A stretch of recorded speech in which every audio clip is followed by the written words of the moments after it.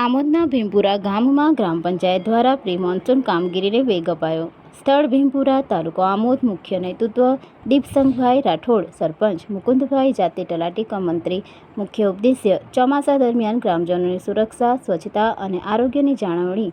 મુખ્ય કામગીરીની મુદ્દા: વરસાદી પાણીનો નિકાલ. ગામમાં પાણી ભરાવાની સમસ્યા ન સર્જાય તે માટે વરસાદી કાસ, આરસીસી નાળાઓ અને પાણીના વહેણના માર્ગોની સફાઈ તેમજ મરામત કરવામાં આવી છે. શુદ્ધ પીવાનું પાણી. ચોમાસામાં દૂષિત પાણીની સમસ્યા ન થાય તે માટે પંચાયત હસ્તકની પીવાના પાણીની ટાંકીઓની યોગ્ય સફાઈ કરી જંતુનાશક દવાઓ દ્વારા પાણીનું શુદ્ધિકરણ કરવામાં આવ્યું છે. રોગચાળા સામે સાવચેતી. ચોમાસા દરમિયાન મચ્છરજન્ય અને પાણીજન્ય રોગચાળો ન ફેલાય તે માટે ગામના વિવિધ વિસ્તારોમાં જંતુનાશક દવાઓનો છંટકાવ કરવાની પૂર્વ તૈયારીઓ કરી લેવામાં આવી છે. ગ્રામજનોનો પ્રતિભાવ અને અપેક્ષા. સ્થાનિક રહેવાસી નટવરભાઈ રાઠોડ, પંચાયતની આ આગોતરી કામગીરીથી ગ્રામજનોમાં સંતોષની લાગણી છે.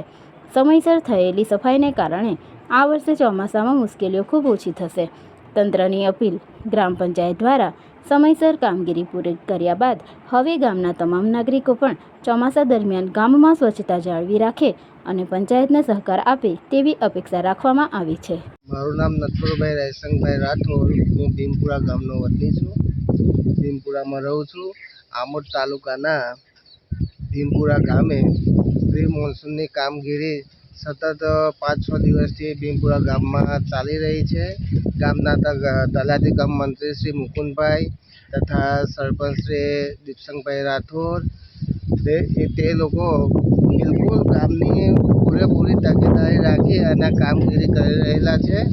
અને આવનાર ચોમાસાના આરંભમાં જેથી કરીને આ એક આદિવાસી ગામ છે તો ત્યાં કોઈ પણ જાતની તકલીફ સમાજને, આદિવાસી સમાજના લોકોને કે બીજા અન્ય સમાજના લોકોને પણ ના થાય એના માટેની આ કામગીરી ચાલુ છે.